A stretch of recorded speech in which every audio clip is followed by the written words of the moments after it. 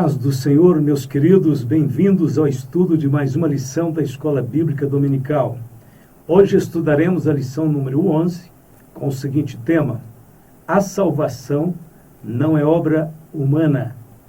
O estudo da doutrina da salvação, em grego soteriologia, é um termo formado pelas palavras soteria e logia, significando estudo, tratado ou discurso sobre a salvação. O estudo mostra que a salvação de Cristo abrange todos os atos e processos redentores, começando com a regeneração da alma, a redenção do corpo e da terra, até a glorificação dos salvos, habitando no novo céu e na nova terra, na presença de Deus. Salvação, portanto, é uma necessidade cruciante, porque todos pecaram. Quando viramos as costas para Deus, lá no passado, Deus veio em nosso encontro. O Calvário foi a resposta de Deus à necessidade de salvação. Sob certo ponto de vista, a salvação é muito simples. Pode ser resumida nas palavras de Paulo ao carcereiro de Filipos: crê no Senhor Jesus Cristo e serás salvo tu e a tua casa. Ao mesmo tempo, a salvação é muito profunda. Ela tem o mais penetrante e o mais permanente impacto possível sobre a pessoa que a experimenta. É claro que não precisamos entender tudo sobre salvação para aceitá-la. Nunca a entenderemos plenamente até que vejamos o nosso Senhor face a face. De uma coisa sabemos: somente uma grande salvação vinda da parte de Deus poderia elevar o homem perdido à condição de filho de Deus e herdeiro da vida eterna, como está escrito: bendito o Senhor Deus de Israel, porque visitou e remiu o seu povo, e nos levantou uma salvação poderosa na casa de Davi, seu servo. Lucas 1,68. Como escaparemos nós se não atentarmos para uma tão grande salvação, a qual, começando a ser anunciada pelo Senhor, foi-nos depois confirmada pelos que a ouviram? Hebreus 2, verso 3. Ponto de número 1. A salvação sob a graça de Deus. A descrição do estado espiritual humano. A sua garganta é um sepulcro aberto, com a língua trato enganosamente, peçonha de áspides está debaixo de seus lábios, cuja boca está cheia de maldição e amargura. Os seus pés são ligeiros para derramar sangue, em seus caminhos há destruição e miséria. E não conhecer o caminho da paz, não há temor de Deus diante dos seus olhos. Romanos 3, de 13 a 18. Esta descrição que Paulo faz da condição espiritual dos seres humanos é bastante desanimadora. Ela nos remete à descrição que foi feita também pelo profeta Isaías no capítulo 1 do seu livro, sob condições semelhantes. Trata-se da avaliação do homem feita por Deus. O problema principal que o homem confronta é a sua natureza pecaminosa. Ele nasce inclinado ao pecado e, por isso, é incapaz de agradar a Deus. Esta natureza pecaminosa que todos herdamos de Adão é chamada de depravação total. Mortos em ofensas e pecados. O mesmo Paulo, que descreveu o ser humano comparando a um doente terminal, também o considerou como morto em ofensas e pecados.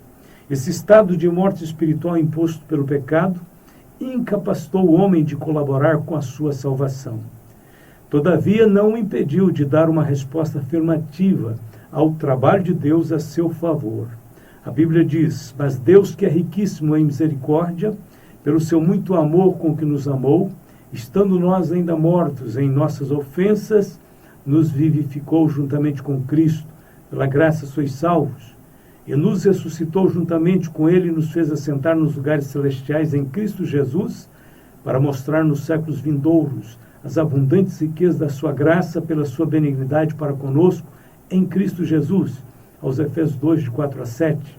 Este texto mostra que a salvação tem sua origem em Deus. O seu amor incondicional e a sua infinita misericórdia operaram a nosso favor. A expressão nos vivificou juntamente com Cristo revela a ação poderosa do Espírito Santo em nosso favor, comunicando-nos a nova vida. A exegese dos versículos de 8 a 10. Porque pela graça sois salvos, por meio da fé, isso não vem de vós, é dom de Deus. Não vem das obras para que ninguém se glorie, porque somos feitura sua, criados em Cristo Jesus para as boas obras, as quais Deus preparou para que andássemos nelas. Efésios 2, de 8 a 10. Este texto aponta para a absoluta soberania de Deus. Não sobra espaço algum para o homem querer ajudar ou querer complementar a obra da salvação. O termo graça significa literalmente favor imerecido, favor divino, do qual não somos merecedores. A salvação é pela graça de Deus mediante a fé em Jesus. E não vem das obras, pois não se trata de uma recompensa. Qualquer tentativa em querer acrescentar algo à obra de Cristo sugere a incredulidade e a recusa de confiar totalmente em sua obra perfeita. Paulo ensinou que se quisermos acrescentar obras humanas à obra de Cristo, isto resultará no cancelamento da graça de Deus. Eis que eu, Paulo, vos digo que se vos deixar de circuncidar, Cristo de nada vos aproveitará.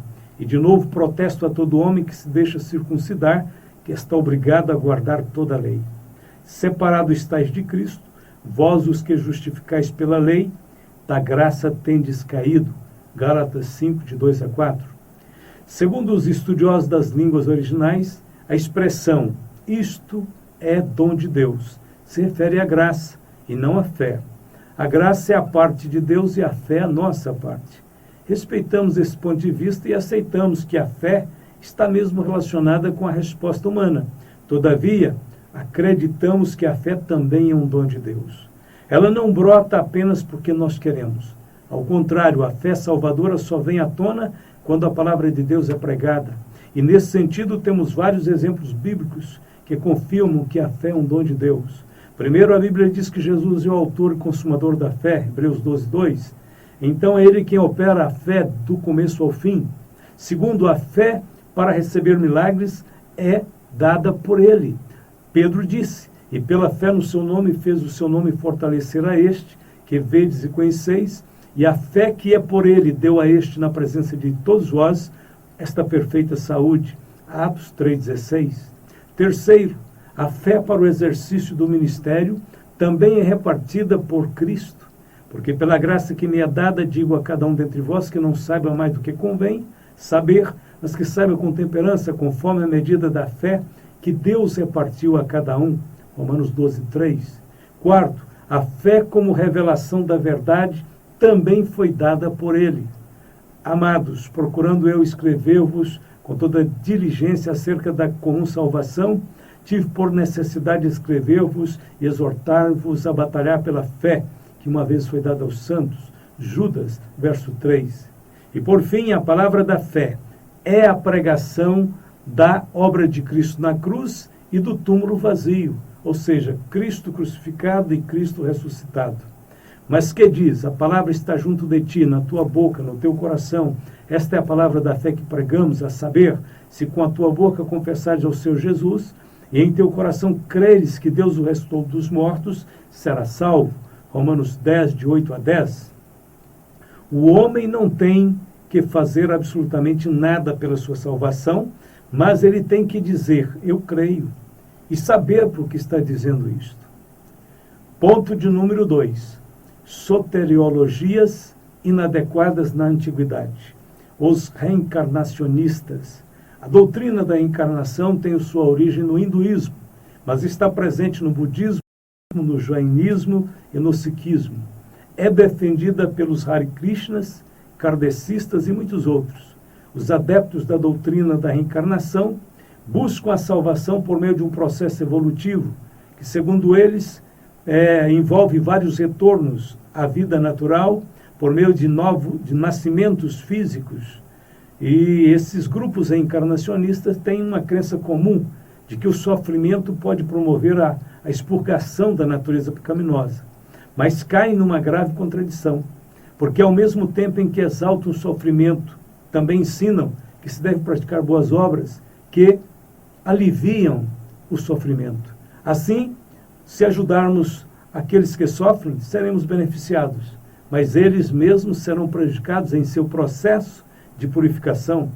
A verdade bíblica é que nem o nosso sofrimento, nem as nossas obras podem nos ajudar em nada na nossa salvação. Não podem nos salvar. os galacionistas. Este é o nome dado aos judeus legalistas, opositores de Paulo na província da Galácia. Esses judeus que se diziam cristãos queriam que os gentios observassem a lei de Moisés como uma complementação à obra de Cristo. Paulo foi taxativo quanto à função da lei. Ele disse: a lei não pode salvar ninguém, somente a fé em Cristo salva, pois a lei nenhuma coisa aperfeiçoou, e desta sorte é introduzida uma melhor esperança, pela qual chegamos a Deus. Aos Hebreus 7,19. Sabendo que o homem não é justificado pelas obras da lei, mas pela fé em Jesus Cristo, temos também crido em Jesus Cristo para sermos justificados pela fé de Cristo e não pelas obras da lei, porquanto pelas obras da lei nenhuma carne será justificada. Gálatas 2,16. E é evidente que pela lei ninguém será justificado diante de Deus, porque o justo viverá da fé. Gálatas 3, verso 11. Fica então decididamente provado que as obras não podem ajudar em nossa salvação. A reencarnação não combina com a revelação divina que nos salva por meio da obra da cruz. Não há chance alguma para as religiões que querem agregar lei e graça na obra da salvação. Paulo diz que a lei de Deus é santa e o mandamento santo, justo e bom. Romanos 7,12. Porém, a lei não foi dada para salvar, mas primeiro para revelar o caráter maligno do pecado. Está escrito: que diremos, pois, é a lei pecado? De modo nenhum. Mas eu não conheci o pecado senão pela lei, porque eu não conheceria a concupiscência se a lei não dissesse: não cobiçarás. Romanos 7, verso de número 7. Segundo, a lei foi dada para revelar o caráter santíssimo de Deus. Fala a toda a congregação dos filhos de Israel e diz-lhes: santos sereis, porque eu, o Senhor, vosso Deus, sou santo. Levítico 19, 2. E terceiro, a lei foi-nos dada para nos conduzir a Cristo. De maneira que a lei nos serviu de aio para nos conduzir a Cristo, para que, pela fé, fôssemos justificados. Gálatas 3, 24. Em relação à nossa condição pecaminosa, a lei de Deus também foi chamada de letra que mata, o qual nos fez também capazes de ser ministros de um novo testamento, não da letra, mas do Espírito, porque a letra mata e o Espírito vivifica, segundo aos Coríntios 3,6. A lei também foi chamada de o ministério da morte. E se o ministério da morte, cravado com letras em pedras, veio em glória, de maneira que os filhos de Israel não podiam fitar os olhos na face de Moisés por causa da glória do seu rosto, a qual era transitória, como não será de maior glória o ministério do Espírito, segundo aos Coríntios 3, 7 e 8. Terceiro, a lei também foi chamada de o ministério da condenação, porque se o ministério da condenação foi glorioso, muito mais excederá em glória o ministério da justiça, segundo aos Coríntios 3, 9. E por fim, a lei é chamada de um ministério transitório, porque se o que era transitório foi para a glória, muito mais é em glória o que permanece, segundo aos Coríntios 3:11. Deus disse: porque serei misericordioso para com suas iniquidades e de seus pecados e de suas prevaricações não me lembrarei mais, dizendo: novo concerto, envelheceu o primeiro. Ora, o que foi tornado velho, que se envelhece, perto está de acabar. Aos Hebreus 8, 12 e 13. A lei cumpriu definitivamente o seu papel de nos conduzir a Cristo e deu lugar à graça salvadora do Senhor. Portanto, agora nenhuma condenação há para os que estão em Cristo Jesus, que não andam segundo a carne, mas segundo o Espírito. Porque a lei do Espírito de vida em Cristo Jesus me livrou da lei do pecado e da morte. Romanos 8, 1 e 2.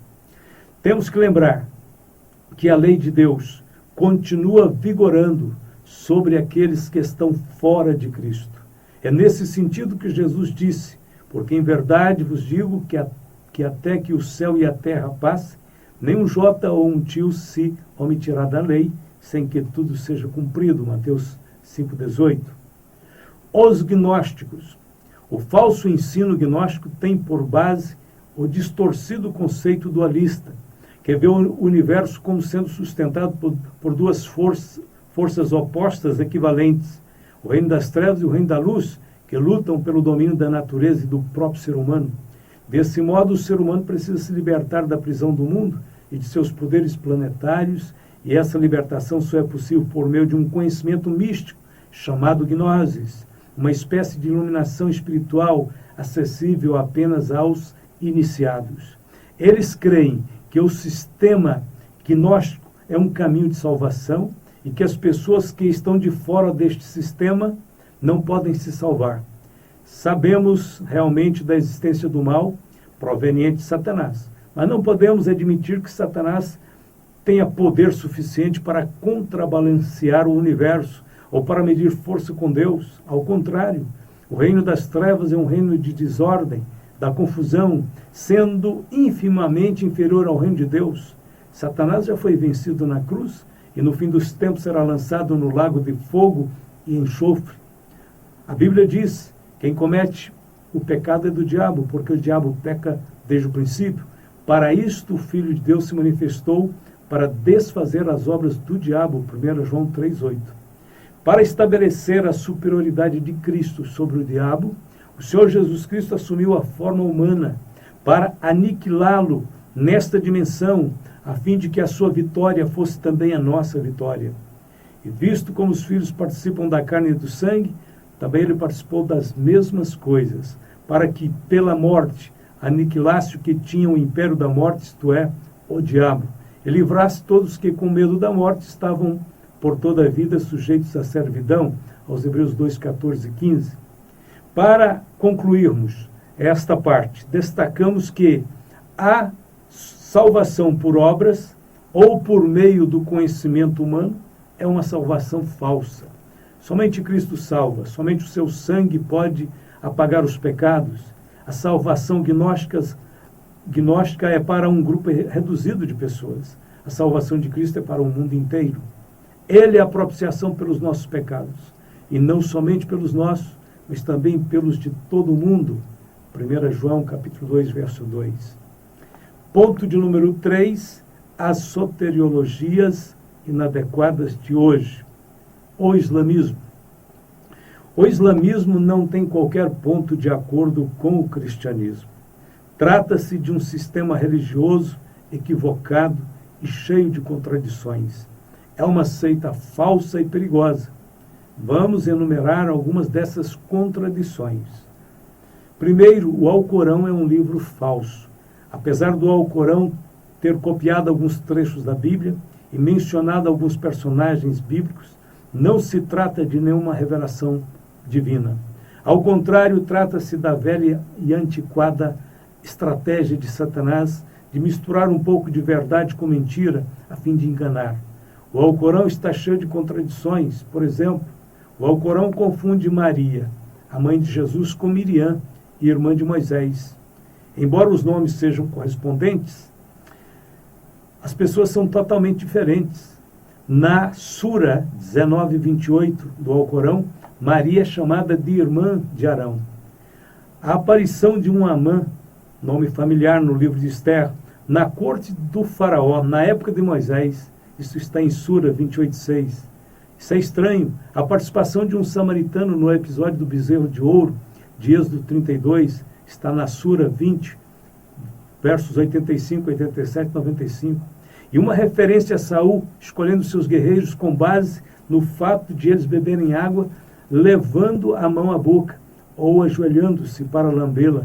Sura 2249. A descrição não tem nada a ver com o tempo de Moisés, mas remete à história de Gideão. Nós conhecemos muito bem em Juízes capítulo 7, que aconteceu muito tempo depois. Essas observações levantam a seguinte questão: como é possível o Alcorão, que diz saber tanto sobre a Bíblia, confundir esses fatos bíblicos tão conhecidos? Segundo, Alá é um Deus falso. A natureza de Alá é bem diferente da natureza do Deus verdadeiro a quem servimos. O Deus da Bíblia é amor. Sobre Alá é dito: Alá não ama os agressores, Alá não ama nenhum ingrato pecador. Alcorão 290, 276. Esta é apenas uma das 24 vezes que o Alcorão afirma que Alá não ama os pecadores. No Alcorão, o amor de Deus é reservado somente àqueles que eles dizem merecer. Está escrito: aos que creem e fazem as boas obras, o Clemente lhes concederá afeto perene. 19:96. Alá é um Deus solitário e mau. A relação de Alá com seus seguidores é a relação de um senhor com seus escravos. Maomé é um falso profeta. Jesus disse que devemos amar a todos, assim como Deus ama, mesmo os nossos inimigos. A atitude e o ensinamento de Maomé eram bem diferentes. Logo no início de sua carreira, quando ele mesmo era parte de uma minoria perseguida, Maomé mantinha uma atitude relativamente positiva em relação aos judeus e aos cristãos, aos quais ele chamou de povo do livro. Maomé alimentava a ilusão de que, uma vez que os judeus entendessem a sua mensagem, eles se converteriam ao Islã. No Alcorão, passagens desse período inicial da vida de Maomé são bastante positivas em relação a judeus e cristãos. Quando, porém, os judeus rejeitaram a doutrina de Maomé e se opuseram a ele, ele ficou ressentido e irado contra os judeus.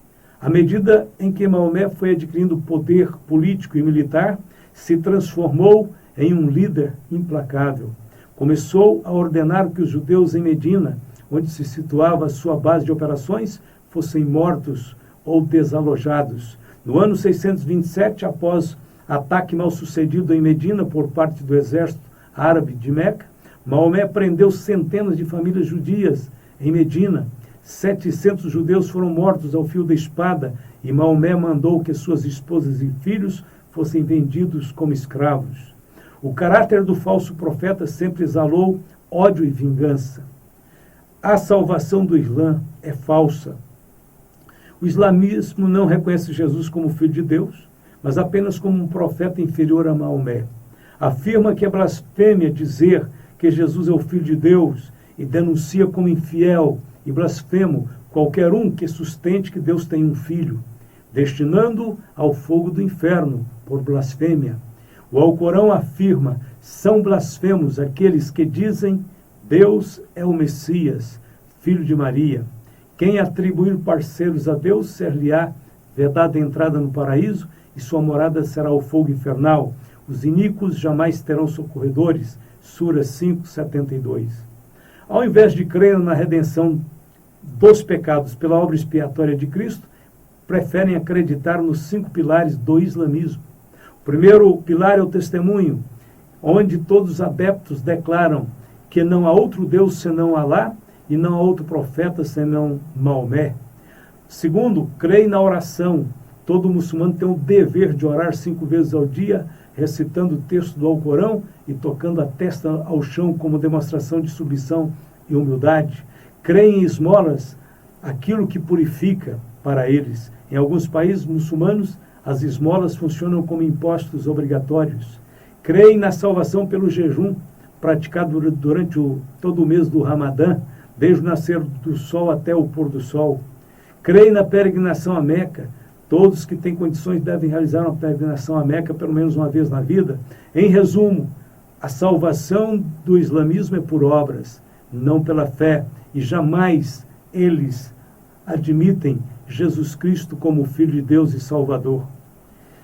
As testemunhas de Jeová acreditam que a salvação está na organização religiosa delas, creem em 2 grupos de salvos, um que tem o direito ao céu, restrito a 144 mil, a classe dos ungidos, e outro grupo pertencente à grande multidão, que segundo eles herdará somente a terra.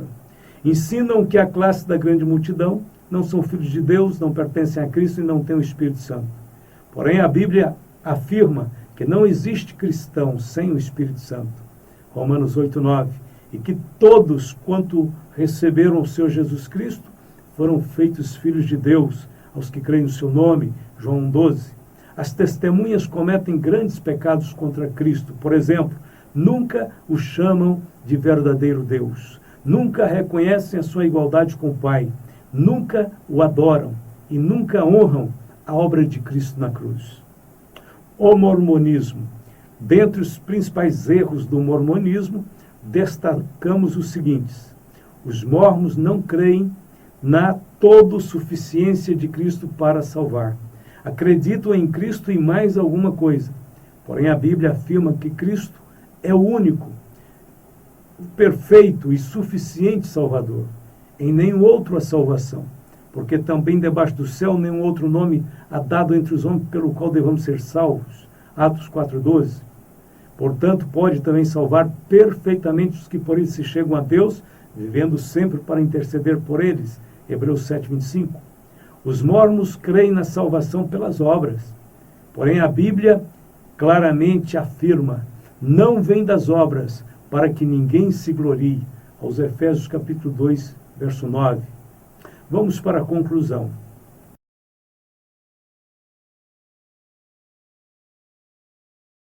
Isaías profetizou: mas todos nós somos como o imundo, e todas as nossas justiças como o trapo da imundícia. Isaías 64,6. Se todas as nossas justiças são como o trapo de imundícia, que insulto não deve ser para Deus quando tentamos comprar nossa salvação com esses trapos?